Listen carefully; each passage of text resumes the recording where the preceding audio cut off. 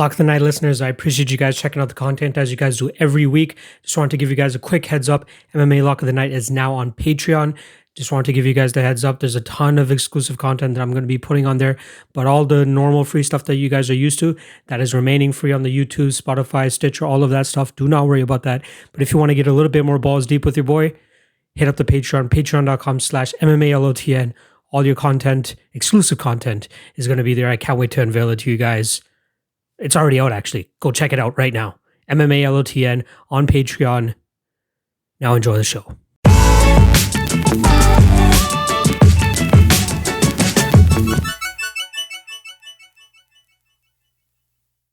Welcome to the first ever edition of Locked In. This week we're going to be going over Kelvin Gastelum versus Darren Till. I'm super excited for this show. When I started getting my studio equipment and I was starting to try to brainstorm ideas in terms of the new content I should be giving out to you guys, this type of show was kind of a no-brainer. I believe it's really going to help me with my handicapping ability, betting on fights, predicting fights, just to get this in depth on one particular fight. I believe it's very helpful. And I think you guys will find it very helpful as well too. So I know a lot of people are all on the fence about Darren Till against Kelvin Gastelum, and rightfully so. There's a lot of intriguing factors in this fight, especially with what I've uncovered in terms of their styles and their weaknesses and their strengths and how they match up with one another. And it's even more intriguing based on the fact that they're on a weird trajectory in their careers. You know, Kelvin Gastelum moved up a couple fights ago now, up to 185, was very successful, had that downfall against Chris Weidman, but since then, really put together a really good resume and was able to get a title shot. He was supposed to be fighting Robert Whittaker. Robert Whittaker pulled out the morning of their fight, unfortunately. That fight was pretty much called off. And then he found himself in an interim title fight against Israel Adesanya, which turned out to be probably fight of the year if we're really not fucking around. And then on the other hand, you have Darren Till making his debut at 185 pounds, something that a lot of people have been calling on, since he had so many issues making weight. Considering his frame, his style, and just his physique alone, this guy should be fighting at 185. Even at 185, he's going to be a bigger fighter. He's kind of lucky here that he's coming into the 185-pound division fighting a natural 170er. So he's still going to show, the advantages that he's shown in his past fights, which is being the much bigger fighter, probably being the stronger fighter here as well. So I think there's a lot of different wrinkles in this fight, which should make it play out a certain way. I hope you guys find this, resourceful. I hope you guys find this helpful. I know it was helpful for myself even putting it together, and I have a pretty firm bet that I think I'm going to be making on this fight, but I'll get into that a little bit later. But in terms of what this really does for the fighters, I think with Kelvin Gastelum, if he gets a win here, it's kind of a name, even though it's, Darren Till in his first fight at 185. Darren Till is still a name. Let's give him that. I know he's riding a 2-fight losing streak, but having those losses to Jorge Masvidal and Tyron Woodley is not the worst case. So big props to him for even taking a dangerous fight like this against Kelvin Gastelum in his 185-pound debut. And then for Darren Till, if he wins this fight, he finds himself in that top 5, top 3 discussion right off the bat. This is kind of, I like to call it the Luke Rockhold treatment. Luke Rockhold went up to 205, was matched up against Jan Blachowicz, and a lot of people were calling for him to get a title shot if he were to get past Jan Blachowicz. We saw what the fuck happened with that. Chris Weidman, kind of the same thing this past weekend, gets fucking deaded. And now he's out of talks for that title shot at 205. So I'm not sure if Darren Till would be deserving of a title shot if he gets past Kelvin Gastelum, but he would definitely be at least one fight away if he's able to get past KG. I'm very intrigued by this fight. I think a lot of people are excited for it. We got the BMF title in the main event, but I feel like this will really steal a lot of people's attention. And I think it's going to be a great fight. But I am very much excited for it. So thanks for tuning in. I hope you guys stick around and watch the rest of it. I think it will be very helpful for you guys, and hopefully it will help you make a bet as well, or even stay away from a bet if you were thinking the other side of me. All right, let's start off with Kelvin Gastelum. This guy's 15-4. He has 1 no contest, The one no contest being his fight against Vitor Belfort, where he popped for marijuana afterwards. Unfortunate for him. 6 knockouts, 4 submissions, and Arizona State champion in wrestling when he was still in his wrestling days. A 10th Planet Jiu-Jitsu black belt. Trains currently out of King's MMA. And he was the last pick on the Ultimate Fighter season 17, where he ended up going and fucking finishing a bunch of these guys, including Bubba McDaniel, Colin Hart, Josh Saman, RIP. That guy was a great guy. Unfortunately, he left this world a little bit too early. And then he goes on and beats Uriah Hall in the finale, and pretty much is a Cinderella story there. But if you see the trajectory of his career post-Tough compared to the rest of the guys on Tough, he's probably had the most successful career, let's be honest. And Uriah Hall was kind of being touted as that motherfucker to come out of that season. Unfortunately, he was not able to really capitalize on it. He's seeing a little bit of a resurgence. He had a win over Antonio Carlos Jr. in his last fight, but KG is definitely doing much better, achieved a title shot, and is probably another fight or two away from another title shot, just due to how close his fight with Erzurul Adesanya was that first time. It's unfortunate that he was kind of forced to go to 185 pounds after having multiple, times where he missed weight against Nico Musok, Tyron Woodley, and Johnny Hendricks. But he's always entertaining when he comes out there and puts on a show for these people. He's won Fight of the Night 3 times. He's had a Performance of the Night 3 times. So you kind of are expecting fireworks every time you see a KG fight now. And, breaking down his style, it kind of makes sense as to why he is so fun to watch and why he's always seeking the kill, per se. Moving on to Darren Till, 17-2-1. His one draw coming against Nicholas Dalby. I believe it was his second fight in the UFC. Very close fight. But he has 10 knockouts, 2 submissions, and he's mainly a Muay Thai and Lucha Libre specialist. But we kind of know what his game is. He wants to go out there and try to take your head off with his left hand. But it's a little bit more intricate than that, as you guys will see. Currently trains in Liverpool, and he's no stranger to the 185-pound division, at least for his pro career, if we're talking about that. His first 9 fights were at 185 pounds. And the funny thing is, his first 8 pro fights were in the span of 10 months. And he won every single one. Obviously, he was undefeated coming into the UFC. Like Kelvin Gastelum, he was kind of forced to come up to 185 pounds after having multiple weight misses. Probably the most prominent one being the one where he had against Wonderboy Thompson. That was kind of in his hometown, and a lot of people were kind of putting the pressure on him, and it kind of got to him in a sense of him not making weight. Yeah, he went on to win that fight, but very poor showing of sportsmanship to even get a guy to come over the pond and fight you in your hometown, and then you go out there and miss weight. Good on Wonderboy Thompson for taking the fight still. I'm sure they gave him a little bit of extra coin, and obviously, taking that extra 10% or 15%, whatever it was, from Darren Till's purse probably helped the cause as well. But here we are. He gets the title shot after that, which was kind of surprising to me. I think that was more so of a fuck you to Tyron Woodley. But, Darren Till comes out there, he loses that fight, goes out there, he makes weight against Jorge Masvidal, which is fine, but he gets absolutely knocked out in that fight too. So I don't know how much more he really had to give at 170. Why not try to be a little bit more comfortable at 185, not having to kill yourself to make the weight?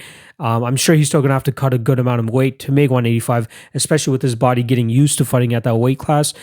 He's going to have a little bit more bulk on him, and I'm sure it's still going to be tough for him to get down to 185, but I think that's where he'll be the most comfortable. All right, so let's get a little bit into the numbers per se. I'll pull up the tail of the tape for you guys right here. And I like the fact that Till is finally moving to this weight class. There's no bones about that. And the one thing I don't like, though, is that we don't really truly get to see how he competes against natural middleweights here. He's going up against a guy who has a lot of success at 185, but more often than not, Darren Till is not going to be fighting guys as small as Kelvin Gastelum. It would have been nice to see him come in there and fight a legit middleweight like a Uriah Hall. I think that would have been an amazing fight. But obviously timing didn't work out, whatever it is. And Darren Till still goes out there and fucking has a great fight lined up for him against Kelvin Gastelum. So Kelvin Gastelum, 5'9". Darren Till, 6 inches, has roughly about a 3 inch height advantage, and then has also a 3 inch reach advantage, 74.5 to 71.5. Again, I kind of expected those numbers to be a little bit longer, to be honest, considering, once you guys see these guys actually square off and at the weigh-ins and pre-fight press conferences and all that type of shit, you guys are going to be like, really? Only 3 inches? Yeah, it's only 3 inches, but KG holds that shit well, apparently. All right, in terms of average, like legit statistics, average fight time for Kelvin Gastelum, 11 minutes, 47 seconds. Darren Till, 12 minutes and 18 seconds. Kelvin Gastelum gone to a decision 8 times. Darren Till gone to a decision 4 times. Knockdown average, Kelvin Gastelum actually has a slight advantage here, 0.82 to 0.76. It's a very minimal advantage, but that just kind of shows the type of power Kelvin Gastelum holds. Not averaging a full knockdown per fight, but he is still very dangerous with his hands and has a lot of power there. Significant strikes, Kelvin Gastelum has a higher output, 3.86 landed compared to the 2.41 landed by Darren Till. I think that might be very much deflated as well due to his fight with Wonderboy Thompson, which was a lot of staring at each other. There were certain exchanges, but I don't think that there was enough to really, jump out and contest with an output like a guy like Kelvin Gastelum. Darren Till absorbs roughly 3.09 significant strikes per minute, whereas Kelvin Gastelum absorbs 2.87. I believe he has the advantage here. I do like his head movement a little bit better. His striking defense is a little bit better than Darren Till, in my opinion, too. Even though Till has such a long reach, people are still able to close the distance and land on that guy. And in terms of takedowns, per 15 minutes, 0.82 for Kelvin Gastelum, 0.61 for Darren Till. Neither of these guys are super hungry to get takedowns, and I'll get into that a little bit more a little later into this video. And in terms of takedown defense, which I don't really believe is going to be the most pertinent aspect of this fight, 62% defense for Kelvin Gastelum, 83% defense for Darren Till. Great takedown defense. Tyron Woodley even had a really tough time taking him down. All right, so let's get into actual footage now. What I've been trying to figure out the best way of doing this without getting any type of copyright infringement and getting pulled off and losing all my content. So I think the best way of going about it was pulling screenshots and trying to paint a picture for you guys that way. I hope this works out. I hope it relays the message that I'm trying to send to you guys, and most of all, I hope I don't get pulled off of YouTube, because I'm trying to analyze information and educate people. Isn't that a part of copyright claim or some shit? All right. So let's get into the footage. This fight happened in Shanghai, and they really wanted to have a big event here, which is why they had initially booked Kelvin Gastelum to fight Anderson Silva. Anderson Silva ended up popping for illegal substances, and in steps Michael Bisping 7 days after losing to George St. Pierre and losing his middleweight title. Clearly, he wanted to just get right back into it, try to beat a guy who was ranked number 9 at the time, and show that he still has what it takes to be a champion and try to be in the top 5, top 2 discussion. So I thought it was a little bit sketchy that he came back so quickly against a heavy puncher like Kelvin Gastelum, and especially after the beating that he kind of took from George St. Pierre. He got rocked in that fight, and then he eventually got tapped out. But to take that type of damage, 21 days before you're supposed to go out there and fight a heavy hitter like Kelvin Gastelum, probably not the best idea. So Bisping was coming off that loss to George St. Pierre, whereas Chris Weidman was the last person to beat Kelvin Gastelum, and Gastelum was kind of looking to get back on track after that loss. He had some success in that fight, but it ended up coming down to that third round where Weidman was able to get him down and then eventually submit him.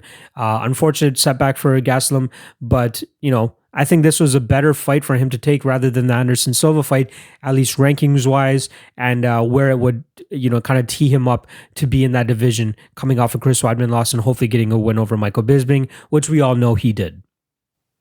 So the fight lasted roughly half a round, and it consisted mainly of Kelvin Gastelum pushing forward, pressing the action, and then it kind of came down to 3 exchanges that happened roughly in about like a 15-second span. And I was kind of let down to see what kind of performance Michael Bisping kind of put on. And again, obviously he came off that loss to GSP 21 days earlier, but I like the adjustments that KG was able to show in a 15-second amount of time. And sure, he may have been trying to download what Michael Bisping was doing the entire fight, but it was also kind of unfortunate to see Michael Bisping go about it in an amateurish fashion, if I could say that.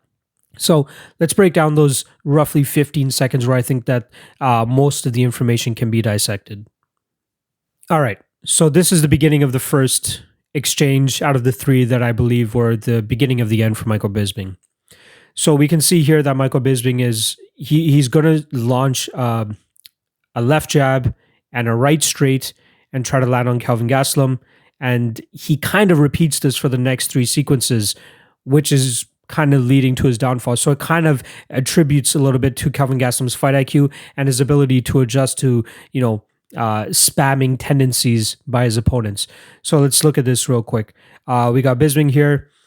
He launches that left. He comes over with the right. And Gastelum gets out of the way. He doesn't get hit at all. But what he's looking to do here is actually follow up with the counter with his right hook, or his lead hook, I should call it. He sees he's a little bit out of range, and he pulls back on it a little bit. So Michael Bisping, left hand, right hook, or right straight, sorry. A 1-2. That's all he's doing. And let's keep an eye on the time as well. So that initially happened at 2 minutes, 43 seconds. And we go right into the next exchange. 2 minutes, 40 seconds. 3 seconds later, Bisping goes in there and throws the exact same combination. And he is doing the right thing in terms of getting the better foot position here. He wants to be on the outside to try to get his jab to land over the lead hand of Kelvin Gastelum. Unfortunately, this entry that he has, it goes on the inside. So he throws that. He comes once again, with that right hand, right over, and he misses. Because KG knows at this point that it's coming, and he's trying to evade it. So what does KG do? He shows off his patented head movement and his pulls. He's able to really get out of the way of some of these strikes from fighters. So we see him get out of the way here. Completely out of the way. And then we start up the next and finishing sequence. And remember what I said, 2 minutes, 43 seconds is when the first of the three exchanges started. Look at this, 2 minutes, 36 seconds. 7 seconds later, Michael Bisping goes out there and throws the exact same fucking combination for the third straight time. Kelvin Gastelum has already downloaded that information, and he knows what he's going to do to combat that. So Kelvin Gastelum kind of pulls that combination out of him by throwing a power hand, throwing his left hand. He gets Michael Bisping to throw that jab. You see his hand right here, kind of. Apologies for the quality again. Just got to do what I got to do with the working with it.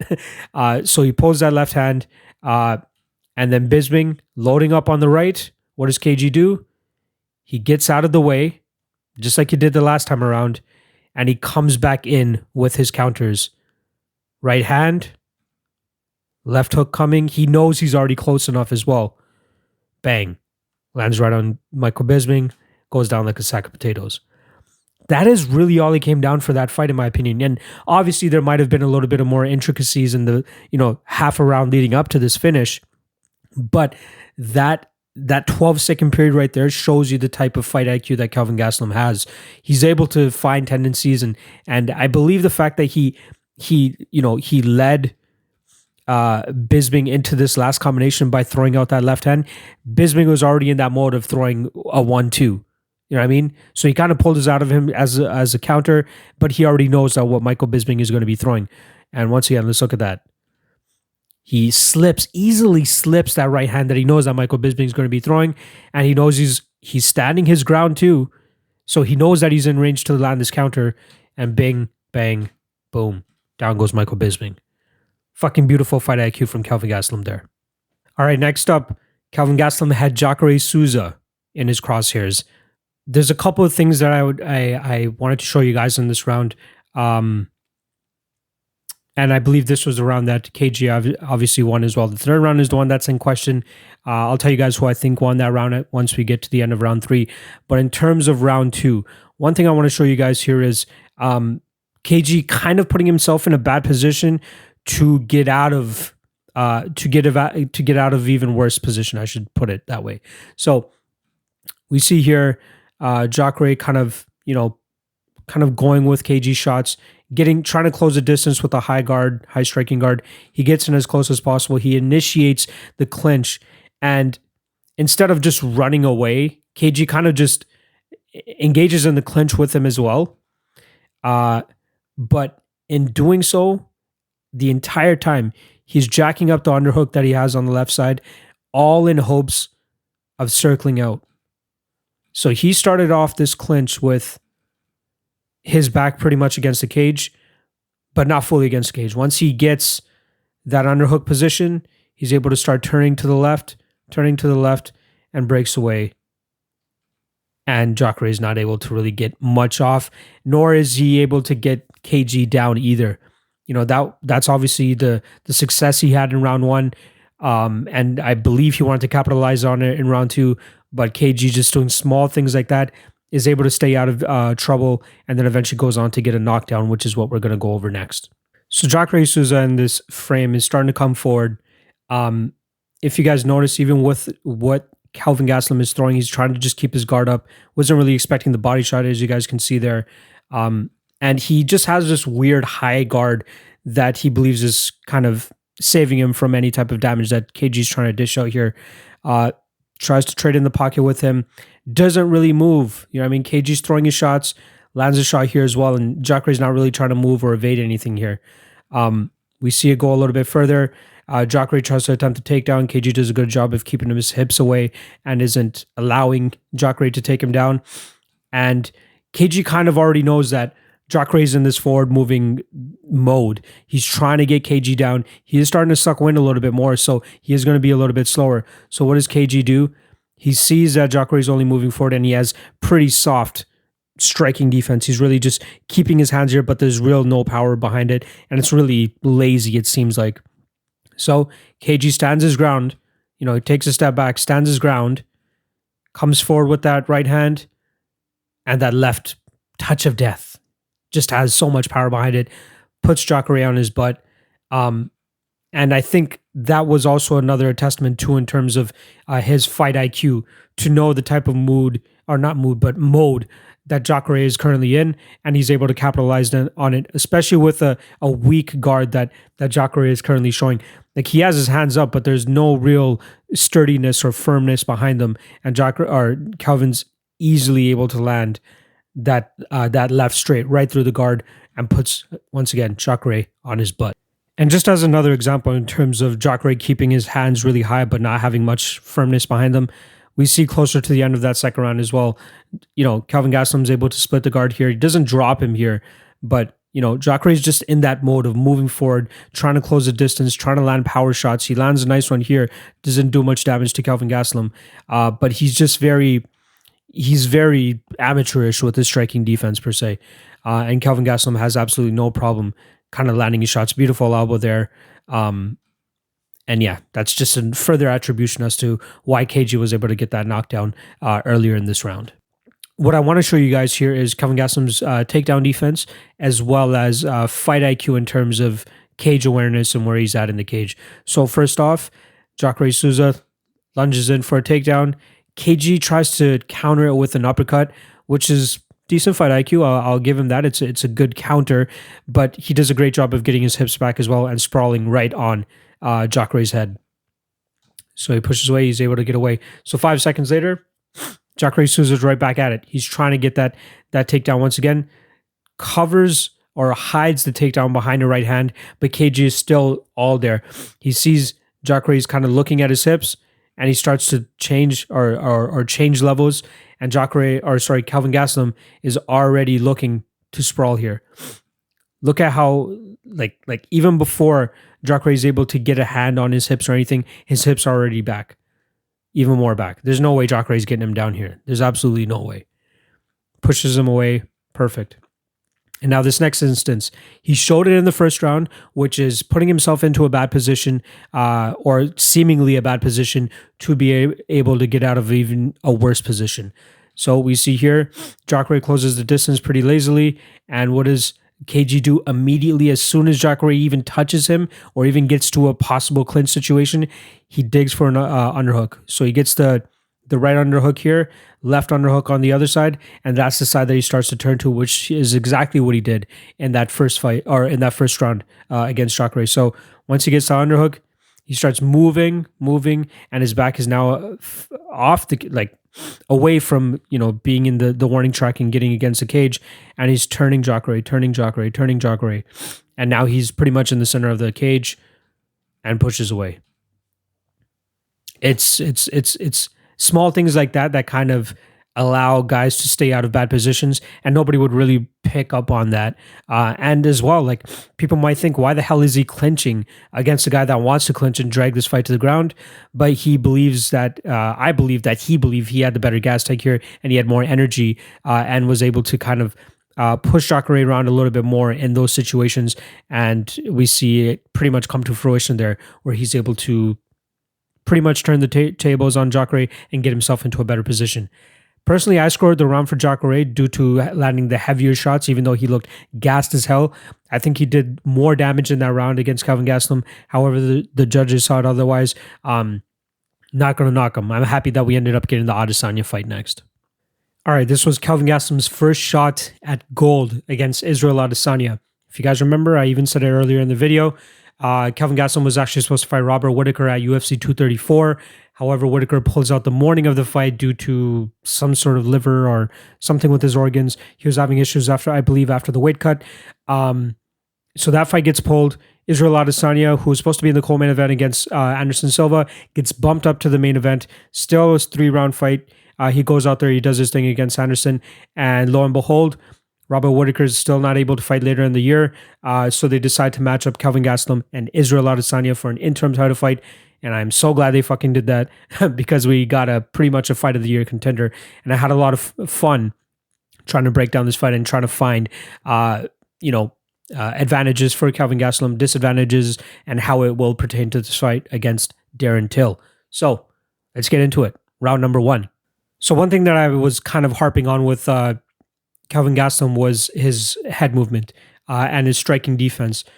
He's really good at slipping punches and pulling punches and not allowing guys to land the cleanest on him.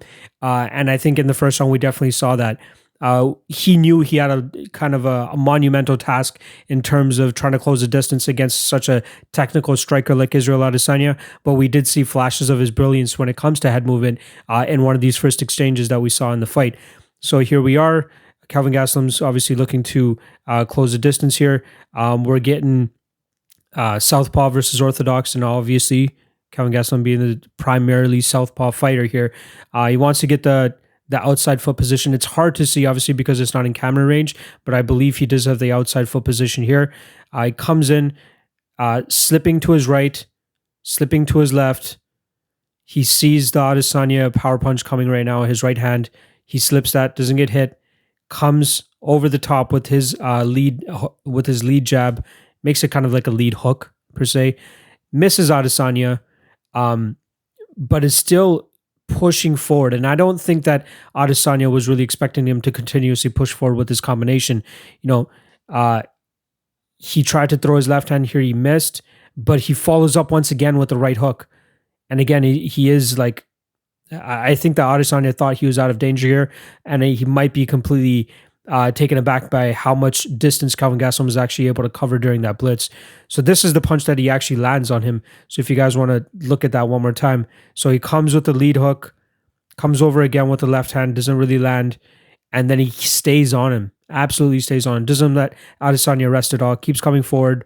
And maybe there is a bit of an issue here with his chin being so wide open, but you got to take into consideration the movement that he's currently doing and the movement that Adesanya is currently making as well. So he finally leaps forward with his power hand, with his lead hand for a lead hook once again, lands on Adesanya, kind of wobbles him. It doesn't really drop him because Adesanya doesn't fully hit the ground. He's kind of lucky that the cage is there to kind of prop him up, but he follows up, doesn't really land the most significant shots, and Adesanya is out of there. So it's things like that Gastelum is going to have to do to close distance on some of these guys. But once we get over to the Darren Till tape, I think that we'll see him be able to close the distance a little bit easier, and I'll show you exactly why. Round 2. This is the round that Adesanya goes out there and drops Kelvin Gastelum. Obviously wins the round 2. But I'm not sure if people were completely understanding the fact as to why KG was actually dropped. So KG obviously trying to do his best to close the distance here. Leaps forward with his right hand and comes over with the left hook once again. He kind of lands it there. He kind of finds a little bit of success with that shot. And this is also the round where they start to close the distance a little bit easier too. In the first round, you saw them a little bit more further apart, trying to gauge their distances and how quickly each of them are able to close the distance. But this is the round where I found that they were fighting in a little bit closer of a range. So it was a little bit easier for Kelvin Gastelum to start kind of winging shots and thinking that he's going to land the knockout blow. And he was successful in that first round. But this is, deep into the second round now, and they are just a little bit more comfortable in this spot. So here is where the knockdown starts to happen. Comes once again with that right hand, and if you guys notice, it's kind of blocked by the clock here, but he actually steps on Izzy's foot a little bit, and obviously the momentum too puts him a little bit further onto Adesanya's foot. He kind of stumbles here. So he almost landed that, and he's already in that mode of throwing like that 1-2, which is kind of a combination he really relied on in this fight. And he's able to get away with it just due to his speed alone, and obviously power. He has a lot of power behind it, but more often than not, he is faster than most of these guys. And we've seen that in this past when he's able to knock out some of these guys. Like, it might be just a 1-2, but it's a quick blitzing 1-2, and there's a lot of power behind it as well, which is why he's able to finish these guys as well. So he trips.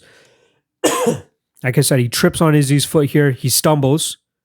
Adesanya, being the super disciplined striker that he is, he notices it, and when KG tries to still follow through with that left hand, he's only landing on Adesanya's like upper chest area here. He's not able to put the full impact of that 1-2 into it, strictly due to this little trip that he has unfortunately happened for him. So he tries to finish the combination. Izzy obviously sees that it's not going to be able to land with the most veracity, and he counters him. Clear, easy counter for him. Look how close he is, even to his knee. He's so close. He's within striking range, and bang. Adesanya lands that right hand, puts Gastelum on his butt, and we kind of know how the rest of that exchange goes. He's not able to finish him, and Gastelum eventually gets back to his feet. All right, the next part that we saw was Adesanya landing a beautiful spinning elbow here. It was kind of a tell that Adesanya put out there for Kelvin Gastelum to kind of react to. So the first thing is, I believe it was starting off the jab. So let's look at this this first exchange before the elbow actually lands. He throws the jab out there. He throws a right hand behind it, but he sees that Kelvin Gastelum is kind of standing his ground. And he's also planting the seed in Kelvin Gastelum's head that he's going to throw that 1-2 again, kind of like the Michael Bisping fight, kind of like gauging the reaction that KG is going to give him off of that jab. So before the elbow actually happens, look at Adesanya's hand positioning right here. He flares up his left hand a little bit to kind of tease the jab. Kelvin Gastelum puts out his right hand or his lead hand to try to nullify the jab coming fully out, and that's where Izzy starts to make the spin. So once he sees what Kelvin Gastelum is going to be reacting to with that jab, he comes very quickly over the top with that spinning elbow, lands dead smack on fucking Kelvin Gastelum.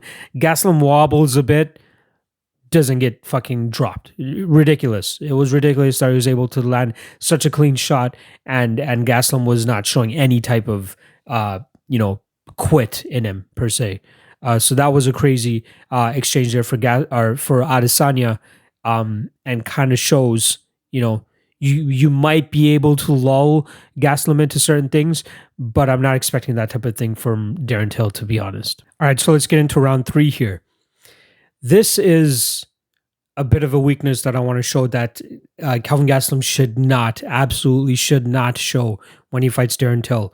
If it could definitely be big trouble for him if he finds himself in this position, and I hope that he does not.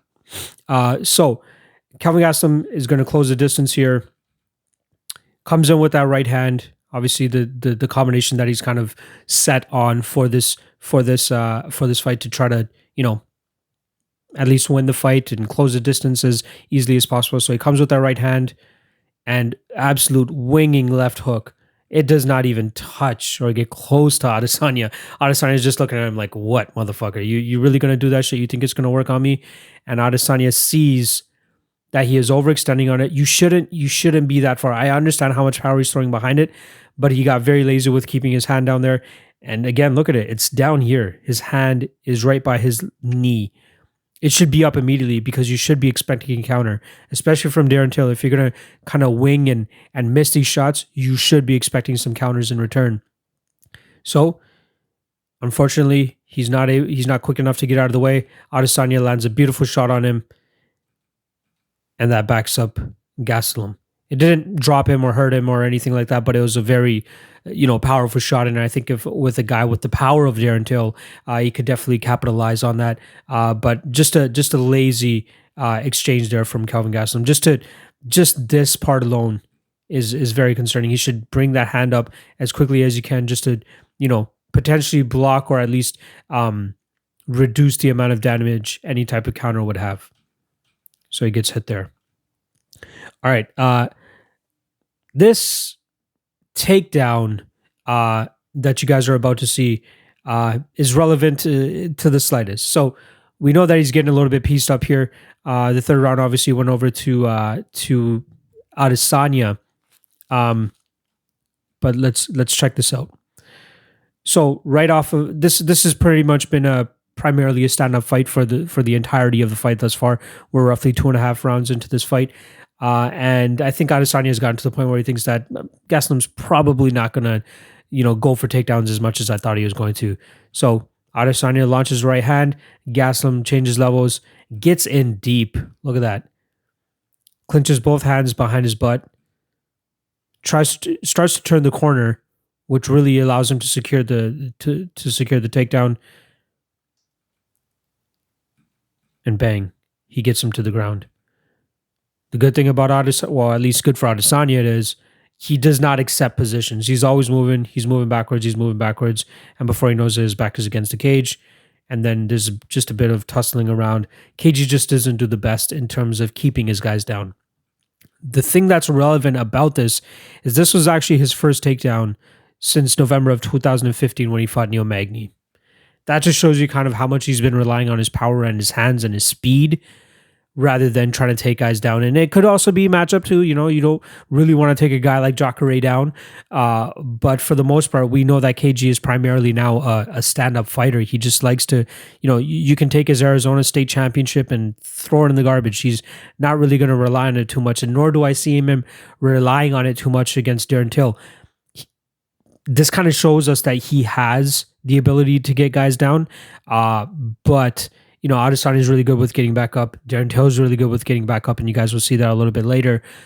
But I truly don't believe that, it's out of the question that Gastelum might go to a takedown to kind of switch things up. And I think he really should. I think it would add a really good wrinkle to his game. It will get, his opponents thinking a little bit more rather than just kind of expecting the power that he's always going to be throwing at them. But to change levels at times and kind of throw guys off, I think that would be very beneficial for his game. And this kind of shows, this is a perfect example of him being able to get guys down and kind of having really good timing on his takedowns. Round 4, the round that is finally able to even the scores. And I believe it was 2-2 going into that 5th round. But this was probably the most significant moment, at least for Kelvin Gastelum in this fight. So he's kind of set up this entire fight for at least a solid 3.5, almost 4 rounds now, where he's kind of gotten Adesanya to believe that the main issue that he needs to worry about is his right straight and his left cross or his left hook, however he wants to throw that power hand of his. But this time around, he adds a little bit of an adjustment to it. And it pays off in dividends. It didn't get him in the victory, but it definitely allowed him to win this round. So Let's take a look at this. Can't really see it, but Kelvin Gastelum begins his little blitz attack where he has the right hand coming. You can kind of see his fingers right here. Comes forward, comes back over with that left hook, kind of what Adesanya is expecting. And it's completely out of Adesanya's realm. He doesn't even need to worry about it because it's not going to hit him. And we see Adesanya also kind of get ready to throw that right hand of his. And he throws it, but he throws it after Kelvin Gastelum is already bringing up his lead foot. His, I guess, left head kick, I will call it, because he was in like mid stance changing here and stuff. But he follows that left hook with a left head kick. And you can absolutely tell that Israel Adesanya was not expecting that because he's still throwing that right hand. You see him have it up here. He's thinking that the combination is over and he's beginning to throw that right hand of his, but Gastelum's able to get that left head kick up there. And we see him kind of throw it like that's why his arm is over his leg here, but he definitely landed cleanly. Look at that. Just look at this. You could definitely tell he was hurt by that. He wobbles a little bit. He gets him moving backwards. And KG sees that he's hurt and he puts him up against the cage and kind of chases him a little bit. Definitely gets a stumble out of him here as well. And he keeps chasing him and chasing him and chasing him. But this is where I'm, like I hinted at earlier when I got into this fight, is he does show a lack of fight IQ here. And he said it in past interviews after this fight as well. His biggest regret in this is going for the takedown when he had Adesanya hurt. And this was the moment that happened. So he definitely had him hurt. Like even in this frame that you see here, you see Izzy kind of not really know where he is. He's just backing up, hits the cage, wobbles a little bit. Like you should never see Adesanya's feet like this. When you see his feet like this, you know that he's definitely hurt. So KG kind of has him here. Great high guard from Israel Adesanya, which should open up the body shots for Kelvin Gastelum, right? That's kind of what he should have been going for here. However, he decides to go for a takedown. Adesanya is able to get his wits about him a little bit and shucks off the takedown. He had over 45 seconds of when right after he landed that initial head kick that turned things around for Adesanya. But just the follow-up was a little bit questionable. Considering a guy who's shown great fight IQ in the past, this was a little bit questionable in my opinion. But the fact that he clearly addressed the fact that this was one of the major mistakes that he makes and that he made in this fight, as well as it's the one thing that he regrets the most. He is aware. He knows what the fuck is up and he knows exactly where he fucked up. And I don't think that we'll see this type of Kelvin Gastelum in the future. I believe that we'll see him, really follow up on guys. And he has the advantage of his chin too in most fights. So he might have to eat a counter or two if the guy is in like pure survival mode and starts throwing Hail Marys. But I believe he is disciplined enough to find his shots, mix it up a little bit more to the body, especially when you have a head coach like Rafael Cordero. Striking should be second nature to him at this point. So why he went for a takedown, I'm not sure, but we do have positive reinforcement in terms of knowing that he has learned from that mistake and he's going to probably do better next time. And I truly believe in him when he has pointed that out. So round 5 was pretty much all heart by Kelvin Gastelum. There were multiple times where Israel Adesanya landed on him, dropped him. That fight probably could have been stopped a number of times, but it really came down to Kelvin Gastelum's heart in that fight, or at least in that round, and Israel Adesanya easily won that 5th round and won that fight. Kelvin Gastelum was 5 minutes away from potentially being the interim middleweight champion and possibly have fought Robert Whittaker a couple months ago. Or I should say earlier this month. It's fucking October. Jesus. All these fight cards are just blending together. But regardless, but yeah, he was 5 minutes away from possibly being a champion. But Adesanya goes out there, shows a little bit more of a heart of a champion, shows the crisper hands, and he eventually gets the nod there. But big learning lesson for Kelvin Gastelum. Big fight to be a part of. And I think this perfectly tees him up for a fight against Darren Till to try to get back into title contention and probably get a title shot if he gets the victory at UFC 244.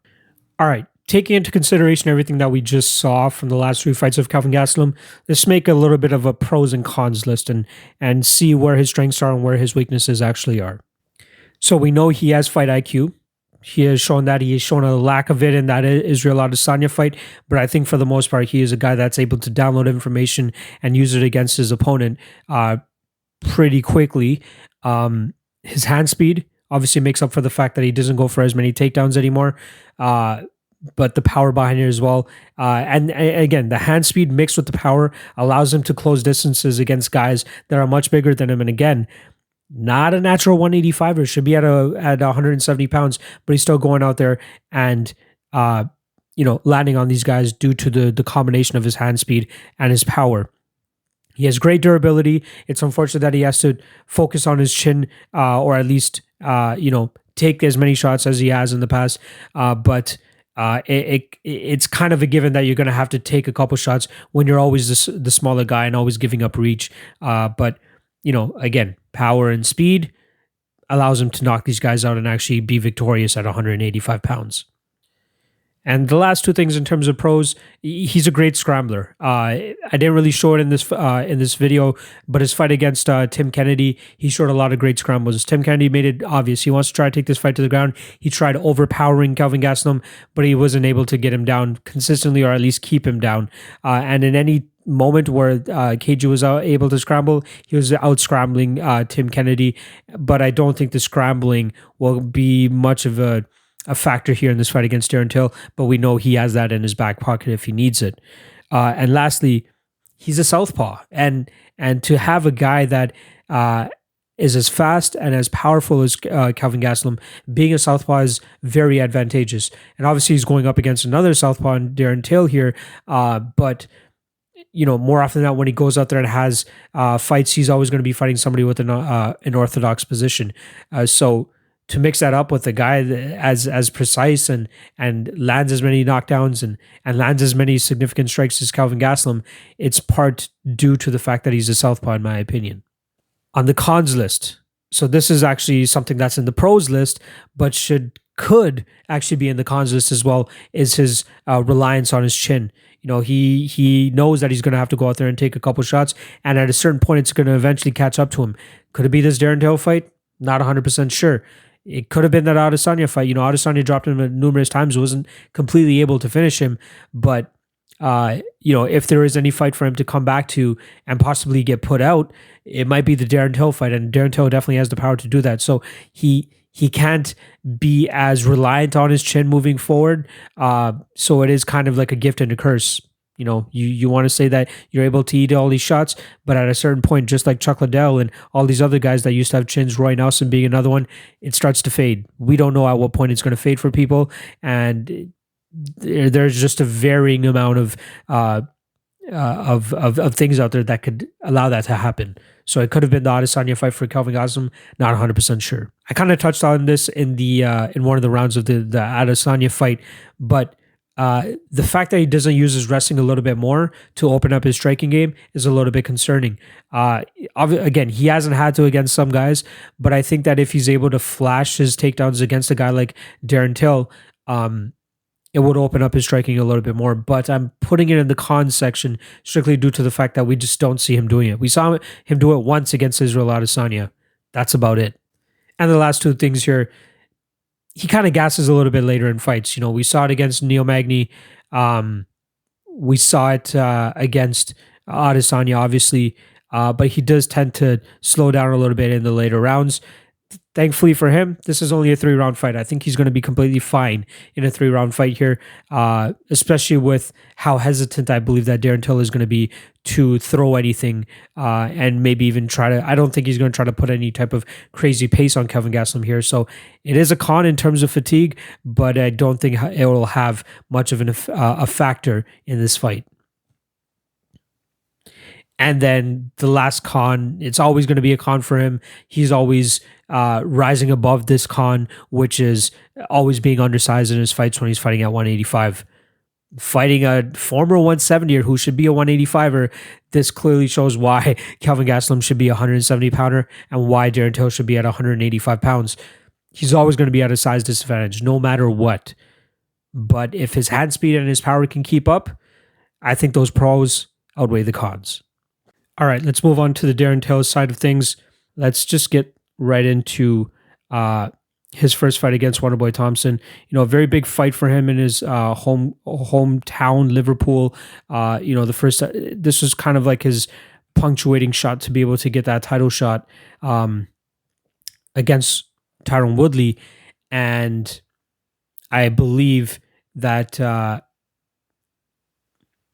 a lot of us were really considering that he was going to be able to get the title shot, especially with the fact that he missed weight for that fight. So that was kind of the beginning of the end for him. And even though he got the victory in that Wonderboy fight, it was still tough considering that he, missed weight.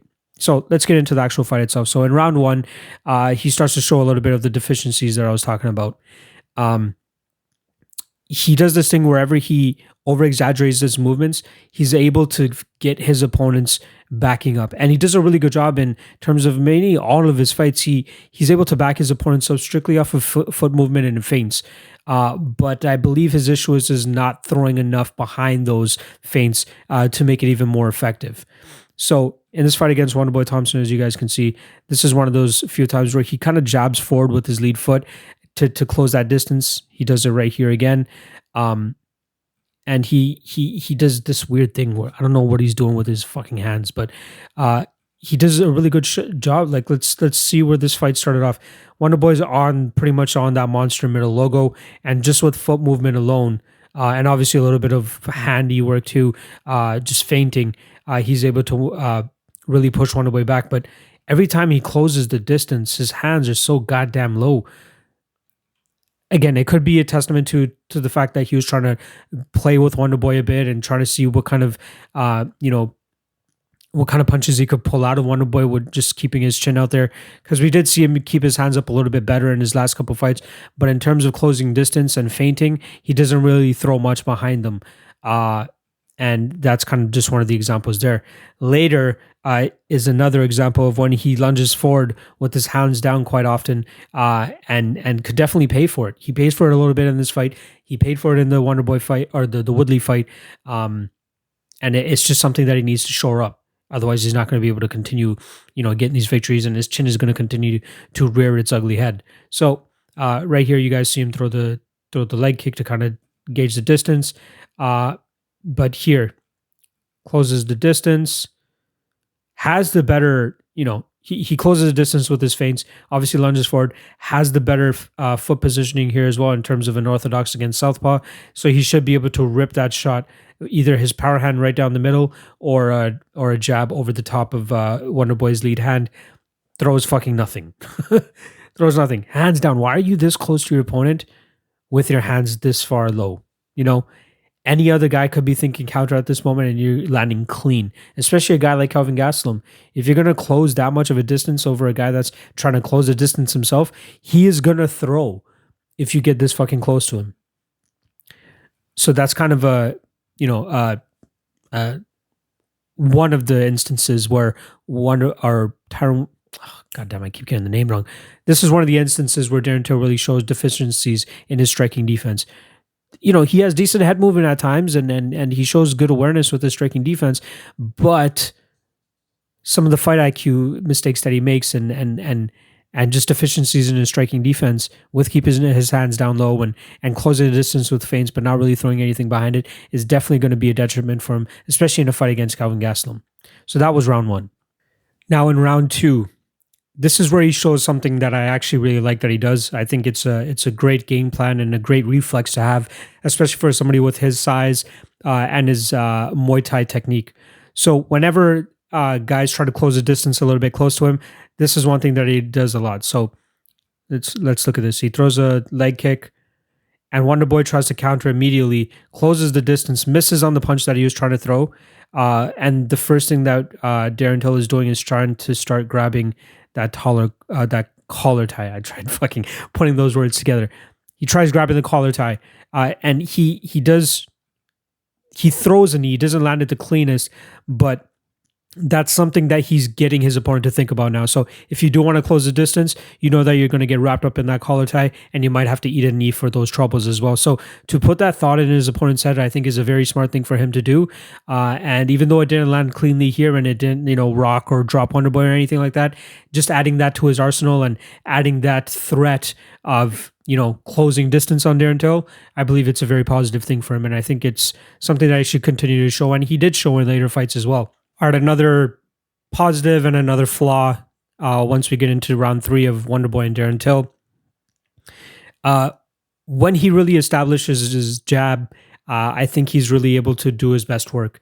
You see it in this instant here, where he is able to land this jab against Wonderboy, and then follows up with the left hand. He actually catches Wonderboy, and with his strength. And as his length alone, not even his strength, but just his length alone to be able to cover that much distance, especially imagine how long his jab is. Just throw that out there, get the guy thinking about it, and then close the distance as well and land that left hand. I think that's great. I think that if he's able to implement more of that, it should be a home run for him almost every time. But for some reason, he just gets into these things where he's like really trying to lull guys with feints and not doing his most effective work when he should. And then next up, another example of when keeping your hands down can go wrong. Here he goes doing that weird fucking matador type of striking defense.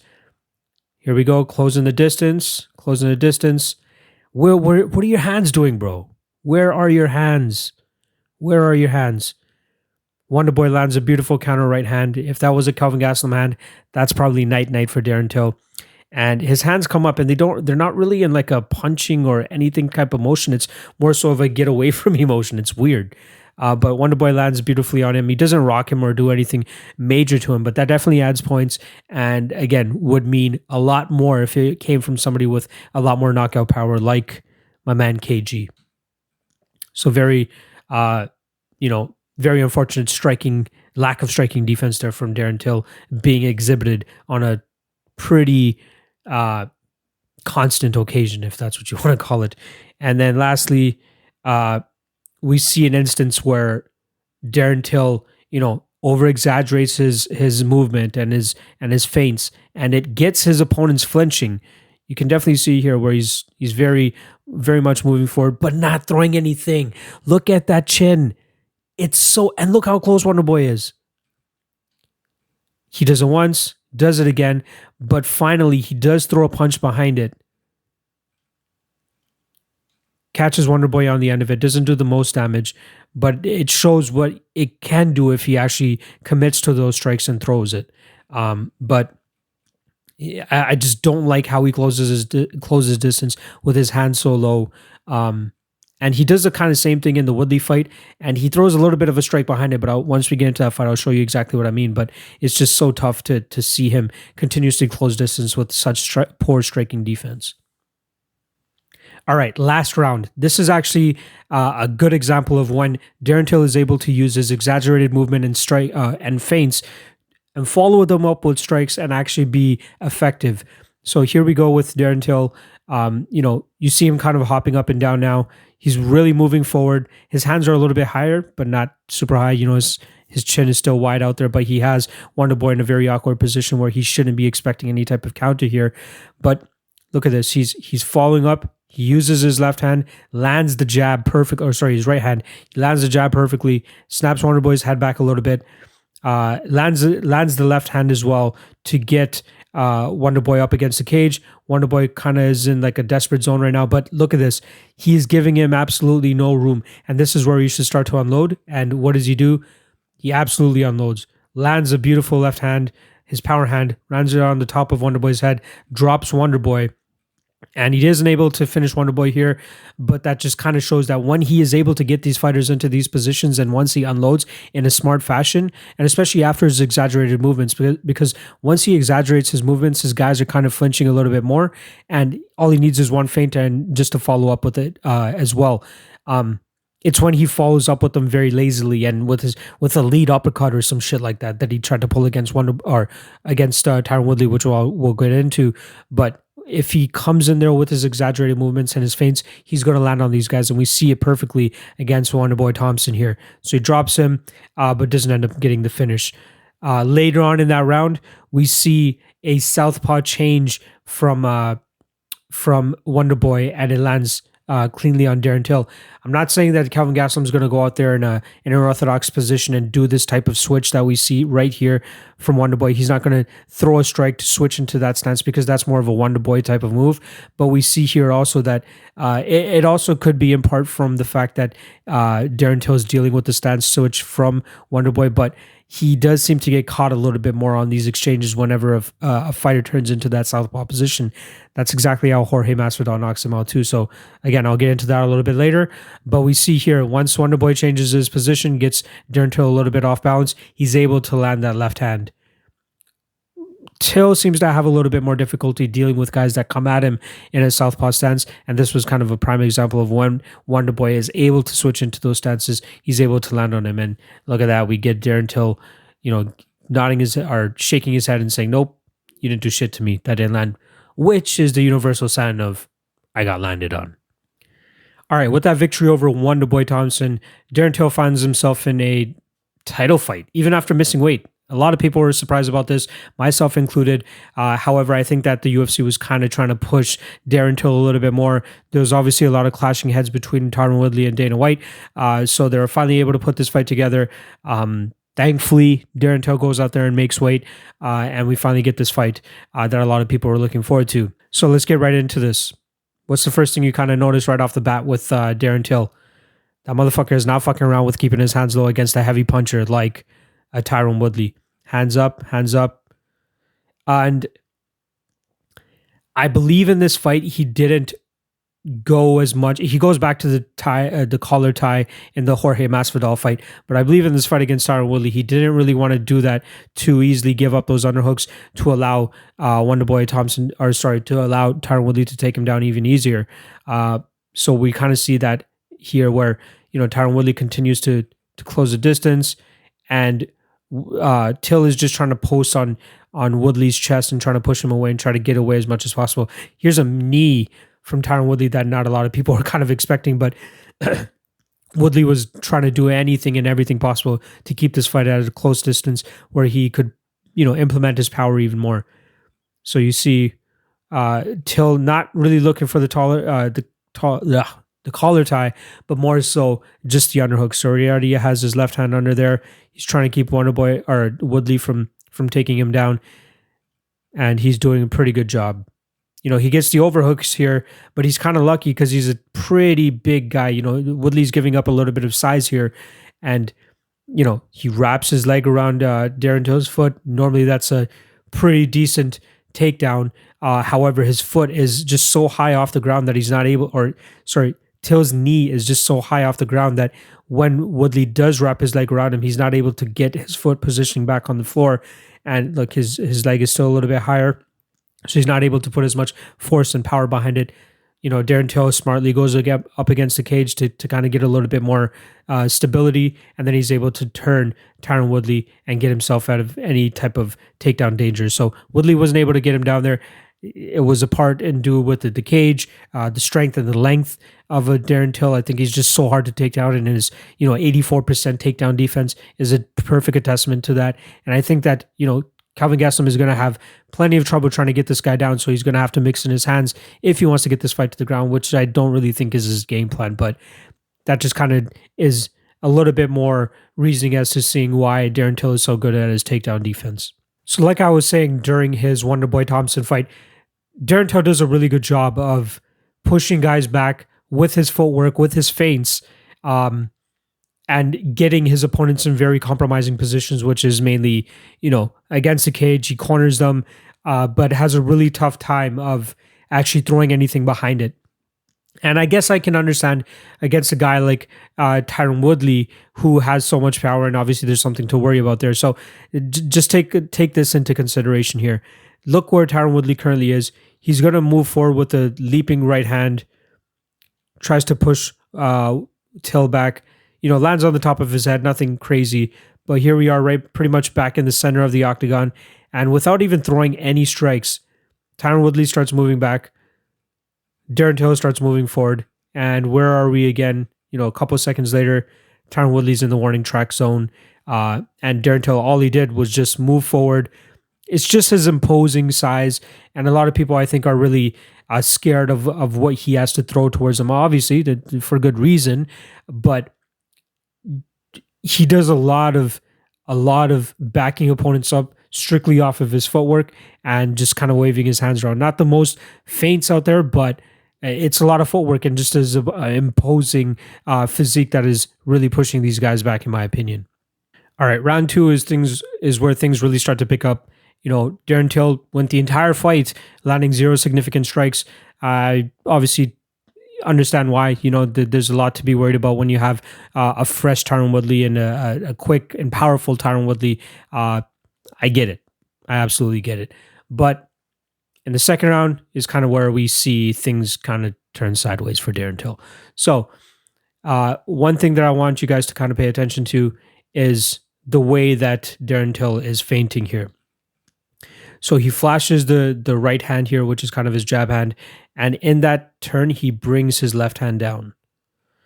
So that's a little bit of a tell for Tyron Woodley right there, that he knows that if once Darren Till makes this kind of foot movement and this type of movement, and if that right hand is coming, that left hand automatically comes down, which opens up that side of his face.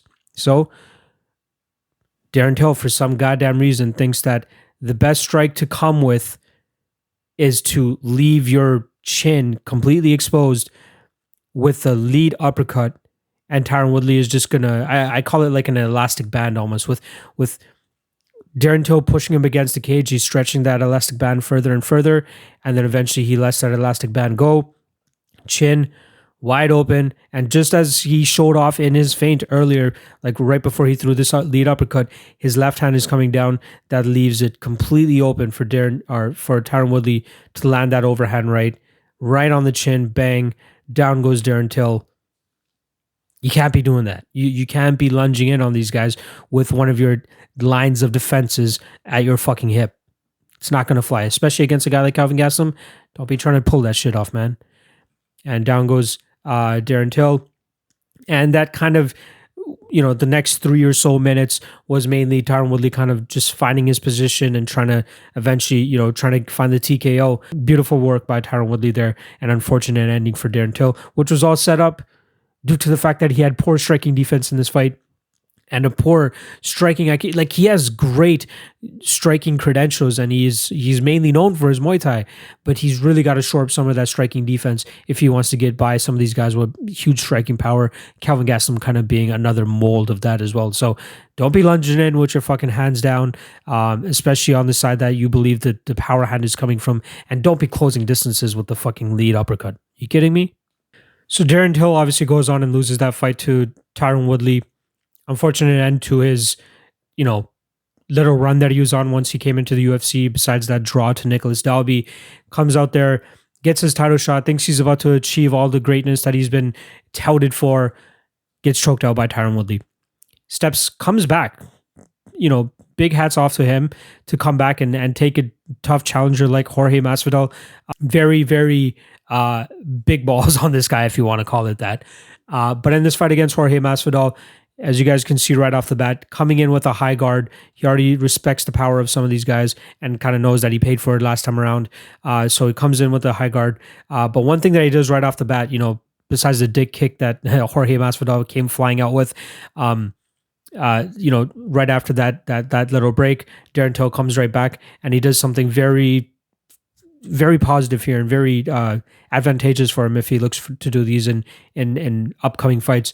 He uses his lead hand here.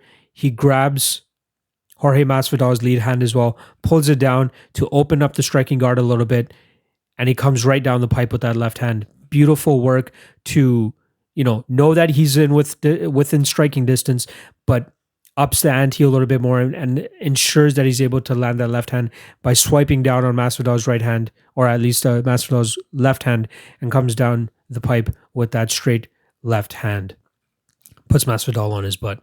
Beautiful work there by Darren Till. Just like I showed in the Wonderboy fight, here's another example of when Darren Till really works behind his jab. He's able to land really good shots and can close distance very effectively as well.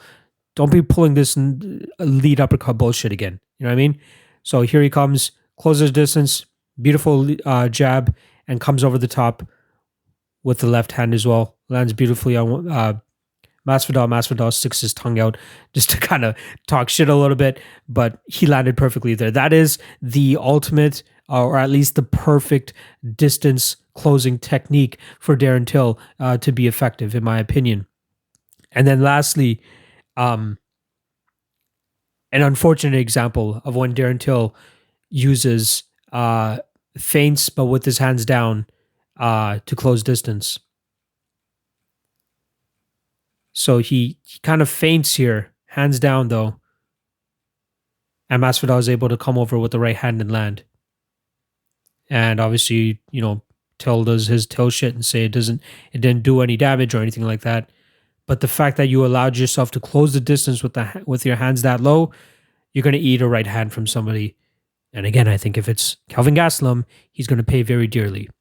So another example of when he closes distances with his hands low, he pays for it. All right, round 2. We all kind of know what happens here with Darren Till and Jorge Masvidal, but let's pick apart a couple of things before the knockout actually happens. So this is an instance of when Darren Till actually flashes that collar tie, like I was saying that he did in the Wonderboy Thompson fight a couple times, and he wasn't able to do as much in the Woodley fight for obvious reasons. But here we go. Masvidal closes distance, or sorry, not closes distance, but wings a right hand, and you see Wonderboy, or I don't know why I keep saying Wonderboy, but you keep seeing Darren Till bring his hands out, tries to get the collar tie, but Masvidal is kind of privy to it and pushes him away. In this next little clip, we see when Darren Till closes the distance with feints, he has Masvidal up against the cage here. This is where he should, throw his 1-2. Unfortunately, he just throws that left hand. Masvidal kind of already knows that's his power punch, so he slips off to the left-hand side, and he comes back over with the right hand and lands on Till, and comes up with another left hand and lands on Till. I believe if he closed out with a 1-2, he would have been more successful and he wouldn't have ate those shots. And obviously it didn't end the fight, but it was still significant enough that I believe it caused some damage on Till and scored some points for Masvidal as well. So close that shit with a 1-2. Don't be fucking closing with power shots or anything like that. And a guy with a striking background and as much experience as Jorge Masvidal has, he knows when he's in those positions that a guy will probably try to launch that power shot. But if you set it up with that jab, he probably would have been a little bit more successful. And then this is obviously the finishing sequence here. So Masvidal, he's in that southpaw position, and I believe this is where KG will have his most success. Obviously, he's primarily a southpaw, but to close that distance with the speed and hand speed and power, Masvidal showed glimpses of that. So he blitzes here, throws the right hand out there to kind of get to get Till thinking about it, and he comes over his lead hand with the left hook and lands perfectly on Till, and he drops like a sack of potatoes. It's weird the type of striking defense that why do I keep fucking saying Wonderboy? It's weird that the type of striking defense that Till shows here, where he hands his hands up, which is probably where you should keep them, and then he thinks that he's about to grab onto Jorge Masvidal's left hand, but he's not able to. He completely misses it. You see Jorge Masvidal's hand come over where Till thought it would be, and you're not going to be, blocking shots with the opposite hand. That's bullshit. That's not going to happen, and that's how Masvidal was easily able to land. Comes over that shot of Till, lands the shot, and yeah, it comes from the southpaw position. And that's what primarily Kelvin Gastelum is. So I don't think that the advantage that Till has over most of these guys, being a southpaw, I don't think it's going to come to fruition for him here, because he's going up against another southpaw. And I believe that Kelvin Gastelum has the better hand speed and power to exploit some of these striking defense flaws that Darren Till has. And he showed absolutely no improvement over the last three fights. I don't know if it's something that he's going to be able to ram into his head in the amount of time that he's been off. I think it's been roughly about 7 months since he's been knocked out by Jorge Masvidal, and that was the last time we saw him. So going up in weight class, but he's still got some work to do with his striking defense and some of the poor tendencies that he shows when he's closing distance with his hands, or closing distance with just a power shot, or closing distance with, a lead uppercut. It's not going to work against a guy like KG. Just like we did with Kelvin Gastelum, we're going to do a pros and cons list for Darren Till as well. So starting off with the pro, he does a great job with being imposing and taking control of the cage, simply off of his footwork and whatever he's doing with his hands. Call him feints, call him what you want, but it definitely has an effect on his opponents, and they always tend to back up. They always tend to get into a position where the back is against the cage, or they end up cornering themselves strictly like Darren Till doesn't even have to throw anything. It's just pretty much his imposing figure and his presence that really pushes these guys back. And obviously the feints have a little bit to do with it as well, don't get me wrong. But all of his opponents find themselves backing up, and it doesn't seem like Darren Till always does the most to get that to actually happen, other than just moving forward. Another thing is obviously his power. He's put out a bunch of guys. His left hand has a dynamite in it, so it makes obvious sense as to why some people are afraid of matching his forward pressure. But again, he has some cons, which kind of deter the effectiveness of the style that he brings, which is that forward pressure with really nothing being thrown. Obviously, his size is a very good pro for him as well, and I think it's going to carry on over until in this 185-pound division. I think he's still going to be one of the bigger and more imposing middleweights, especially when you're getting guys like Luke Rockhold going up, and Weidman, who wasn't the biggest middleweight either, but most of these guys are moving up. It's kind of hard to think of other guys that are huge for the middleweight division. Paulo Costa is a guy that kind of comes to mind. Israel Adesanya to an extent, but he's more so more of a lanky guy. He kind of has like that John Jones build minus the crazy giant torso that John Jones has, but he's more of a lanky guy. But Darren Till, I think his body, his size will definitely fit very well into the 185-pound division. Another pro that I really like for him as well is that he really, when he exaggerates his movements, like we saw in the Wonderboy fight, he's able to create openings for himself. So it's not really, there are kind of some feints in there, but it's his bouncing style, it's his aggressive forward moving style. But if he's able to exaggerate his movements and follow up with something like that, we've seen it be successful for him in the past, but he has to be smart about how he enters those exchanges as well. So yeah, go ahead and exaggerate those movements, but it leaves openings for yourselves. But I believe it creates a lot of openings too, because his opponents start to flinch. Maybe it opens up the body a little bit more for him as well. I think it's a pro to have those types of like glimpses in fights. Just exaggerate the movement a little bit, get their opponent thinking about what the fuck is coming at him, and then he can land some devastating blows. Like again, we saw in the Wonderboy fight, he ended up dropping him closer to the end of the round. Great takedown defense. I'm interested to see how it's going to fare against guys like Yoel Romero, who aren't as takedown centric, considering the type of wrestling background that Yoel Romero kind of has. But fighting guys that are a little bit bigger than the regular 170s that he's used to, it's going to be interesting to see if he's if his power alone and his size alone is going to be able to kind of shuck off most of these takedowns. He has a huge, I believe it was like a 86% takedown defense rate, which is fucking phenomenal, but it's really going to show now how good his takedowns are, or his takedown defenses going up against guys at 185. I don't think he has to worry too much about, Kelvin Gastelum. I think Gastelum might go for some takedowns, but again, he's a 170er. He's definitely going to be giving up strength here, so it's going to have to be a very well-timed takedown from Kelvin Gastelum if he's going to want to complete it. And as we saw in the Israel Adesanya fight, he doesn't do the best at keeping guys down, especially guys that are very erratic and try to get to the feet as soon as possible, like a guy like Darren Till, as we've seen in the past too. All right, now let's go over to the cons. Poor striking defense.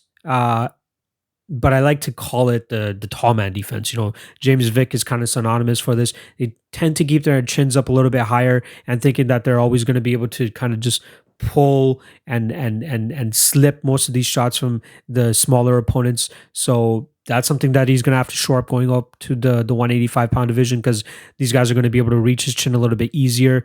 And I think that with his chin being so high and him maybe relying a little bit too much on that type of defense is going to come back and bite him in the butt. I think KG definitely has the style to close that distance and make people with the tall man defense pay. And I think that we could see that this weekend against Darren Till as well. His lack of following up on feints is kind of a con, in my opinion, as well. There are plenty of opportunities where he feints and he makes his opponent kind of, flinch on them.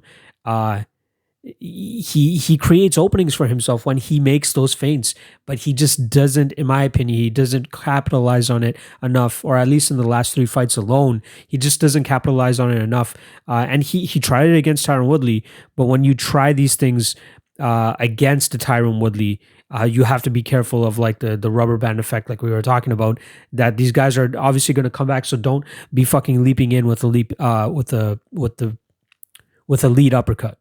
He's also shown a lot of confusion and hesitancy when guys are starting to bring the southpaw stance at them. Wonderboy, obviously, he's a little bit of an asterisk in himself just because he switches stances so often. But Jorge Masvidal was successful with it. Tyron Woodley didn't really try to play with the southpaw stance as much. So I think that it's going to be troublesome for Darren Till to impose and implement his striking game, especially being a southpaw himself and Kelvin Gastelum being a southpaw. So from what I've seen, anytime somebody has switched over to the southpaw position, it's caused some confusion for Darren Till. He kind of gets lost up in the shuffle, and there's no time for any confusion when a guy is able to switch up to southpaw and they have bombs in their hands. So I don't know how much Kelvin Gastelum is actually going to rely on switching stances and kind of trying to confuse Darren Till in that aspect, but just being southpaw already, I think it's kind of an advantage for Kelvin Gastelum, being as Darren Till has shown weaknesses for guys that approach him with the southpaw stance. We've also seen plenty of times where this kind of goes hand in hand with the feints, the lack of following up on feints, but he doesn't really take it full advantage of when guys are in compromising positions. There are so many times where Wonderboy had his back against the cage, and yeah, he did drop him once or twice, but and a fully effective Darren Till could go in there and put a guy out, especially when they're in that vulnerable position. So maybe not going head hunting as much when he has guys in vulnerable positions. Open up the body a little bit, make these guys think a little bit about what's going to be coming at them and not just having, just keeping their hands up. But I think these are all places where Darren Till can improve. And he had, it shows in his fights that these openings are there for him. He just needs to take them. So for Darren Till, there's a lot of pros and cons here. But for me, it's coming down to a couple of them that are going to have the biggest factor in this fight. So let's look at these guys a little bit more head to head and see how they actually match up with each other. First and foremost being obviously KG being way undersized for this weight division, and especially against a guy as big as Darren Till, he's clearly going to be undersized here. But he makes up for that size in speed, power, and just his ability to close distances against some of these guys. Just like we saw in the Tyron Woodley fight and the Jorge Masvidal fight, I fully expect to see Darren Till come out there with a high guard with his hands, but he's going to have to stick with that. Otherwise, he's going to pay for it, plain and simple. So yes, he should go in there and close the distance with some feints to try to get in on KG and land some of these shots. However, he needs to be very smart with how he comes in. He needs to make sure that he is not throwing lead uppercuts. That's kind of something I've been harping on, and it was kind of the downfall for him in that Tyron Woodley fight. He could possibly be champion if, that worked out for him, but it obviously didn't. That was a mistake that he made. He paid for it, and then eventually got submitted later that round. However, if he's not able to close the distances, it's going to be trouble for him as well. Like closing distance in terms of being able to get on the inside, not even just the inside, but just get in striking range without getting hit himself. So feint as much as possible, in my opinion, but then actually follow up with something, and follow up with something proper. And something that he's shown that he's been really good with is that 1-2. Follow up with throw the jab out there and then follow up with a very heavy left hand, and it's going to make Kelvin think twice about countering and trying to close the distance himself. For both of these guys, one of the questions is going to be how their chins are going to be. Kelvin Gastelum has taken off over 7 months now, over 8 months now, actually, since his fight with Israel Adesanya, which was an absolute war. He got dropped multiple times. We don't know how much of an effect that type of war is going to have on him.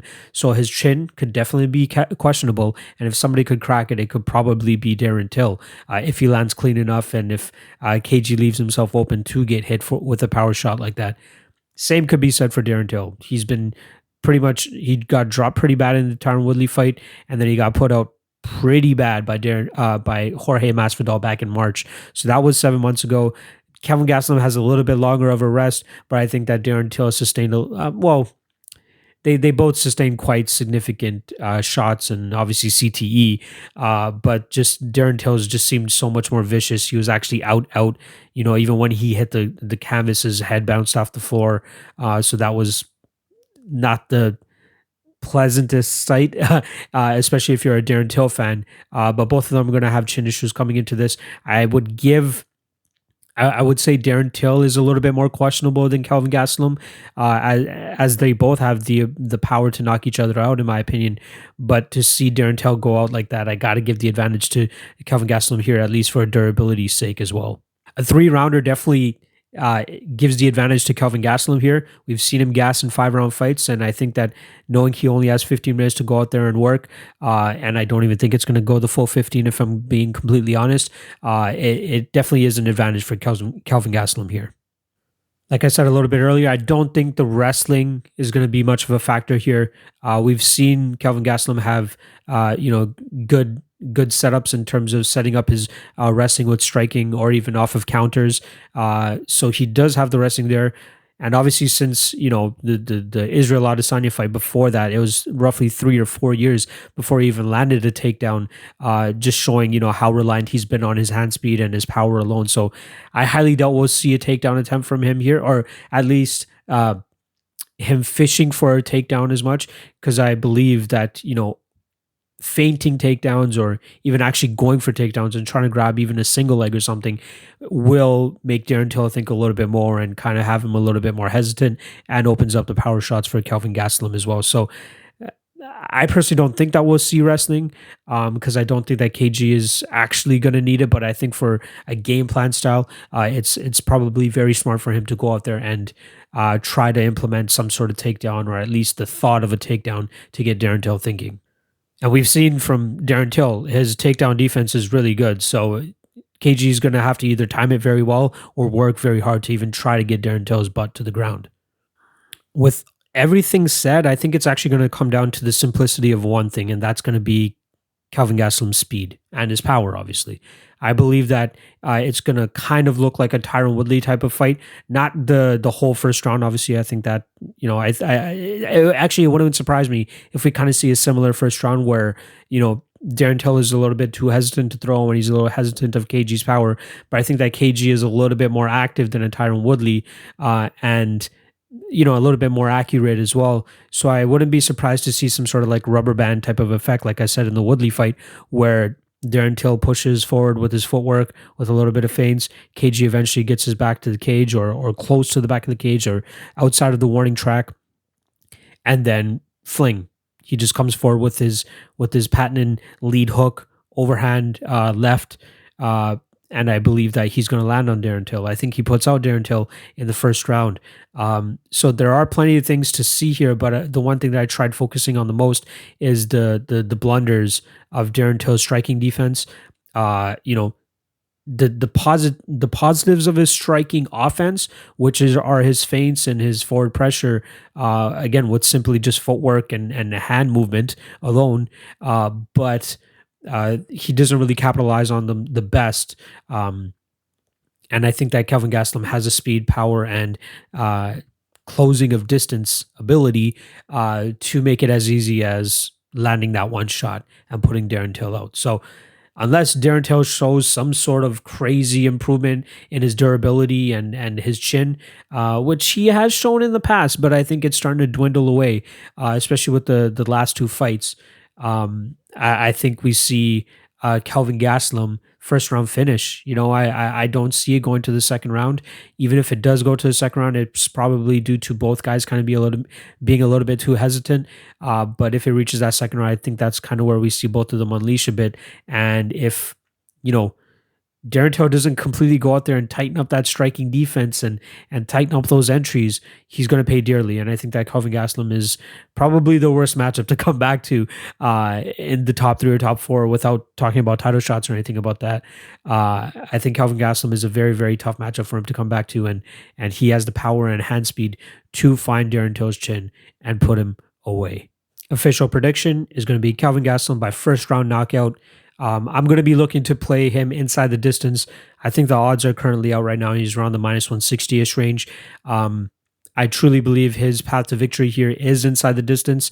If it does somehow go the full decision, like full 15 minutes, I could definitely see Darren Till, kind of outpointing him, because Kelvin Gastelum is always looking for that kind of one-shot kill. If it does somehow go to a full 15 minutes, it could be a Darren Till decision. But I truly believe that Kelvin Gastelum is going to find that chin in the first round, put Darren Till out, and it's back to a title shot for him, in my opinion, at least. So thank you guys for joining me. I really appreciate you guys checking out this episode. I hope it's helped you guys out, give you guys a little bit more insight in terms of what Kelvin Gastelum and Darren Till have to offer. It really helped me as well, studying fights that meticulously. I do put in the work, obviously, just for my own sake and whenever I'm doing my own betting. But I felt like doing this show really pressured me into getting as deep as possible and really nitpicking some of these guys and seeing deficiencies, and especially seeing it over and over again with, again, Darren Till's lack of striking defense, and then even Kelvin Gastelum, sometimes getting a little bit too lazy with that winging overhand left, and then not being able to bring it up to his face quick enough for, to get countered. But, it's definitely helped me in general. So the official prediction is Kelvin Gastelum to win inside the distance. I think he's going to win first round. I'm going to put a little bit of money on that. I think it's the better bet rather than the straight bet, because if it is to go the full 15 minutes, I think it's going to be a Darren Till decision. But I see Kelvin Gastelum getting it done within the first 5 minutes. So inside the distance is probably your best bet for Kelvin Gastelum here. If you still don't trust me, just don't bet the fight. I can't trust Darren Till with the lack of striking defense that I've seen and that I've broken down in this video itself. But if you still feel comfortable in him, go for it. Appreciate you guys checking out the video as always. I hope you guys liked it. I hope it really helped you guys. If you guys haven't checked it out yet, I have released a Patreon exclusive locked in as well for Wonderboy Thompson versus Vicente Luque. That one was a lot of fun to put together as well.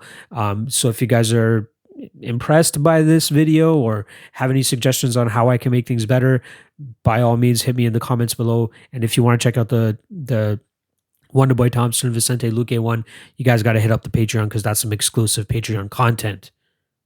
So thanks as always for joining me. Make sure you guys check out the Patreon, patreon.com/MMALOTN. Hit me up on Twitter at MMALOTN. And then check out the website, www.mmalotn.ca, for everything you need MMA LOTN based or themed or yeah. Don't know how to continuously promote my shit, but there you go. Thanks for watching as always. And that was Locked In on Kelvin Gastelum and Darren Till.